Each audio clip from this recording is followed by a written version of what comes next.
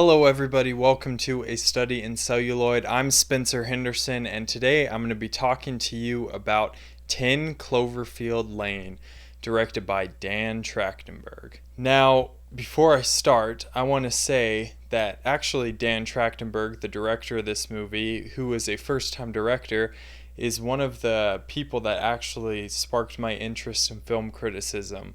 He was a member of an internet show called The Totally Rad Show some time back, and I think they stopped the show in 2012, I believe, if I'm not mistaken. And so when I heard that he was behind the camera in this movie, I was super excited to see what he would bring to the table, and I'm very happy to report that this movie does not disappoint so far, which I get it's early in the year, it's only March, but this is my favorite movie of the year so far, besides maybe The Witch. 10 Cloverfield Lane tells the story of Michelle, who is a woman who wakes up inside a bunker underground with two strange men she does not know, Howard, played by John Goodman, and Emmett, played by John Gallagher Jr., and she's unclear of these two men's motives. However, Howard, the man who created the bunker, tells her that an attack outside, up in the world above, has left the world uninhabitable. That's all I'm going to say about the plot, because this movie is absolutely a movie better to see without having any sort of knowledge what is going to happen in this movie.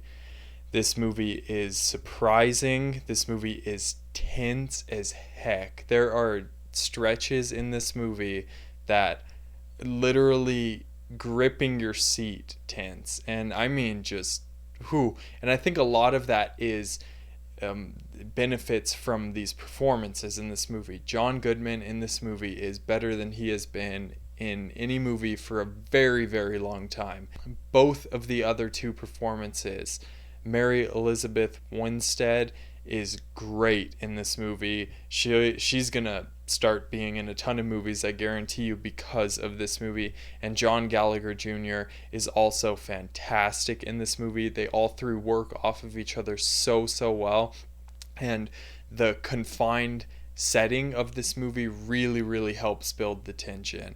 Now, my only minor flaw with 10 Cloverfield Lane is the first 2/3 of this movie are so tense, and the last third, it's not bad by any means. I don't want you to think that I don't think this movie stuck the landing. I think it does stick the landing.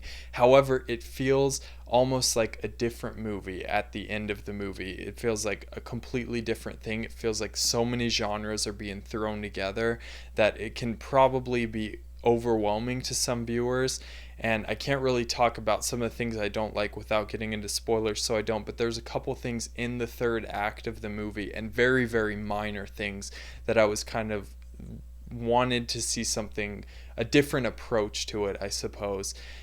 However, I overall thoroughly enjoyed 10 Cloverfield Lane. I think everybody should go see this movie. It felt very small scale, but at the same time, the gravity of every situation was so much more heavy. I'm going to give 10 Cloverfield Lane a 9 out of 10. I think that you should go see this movie. I think that it is better than Cloverfield was.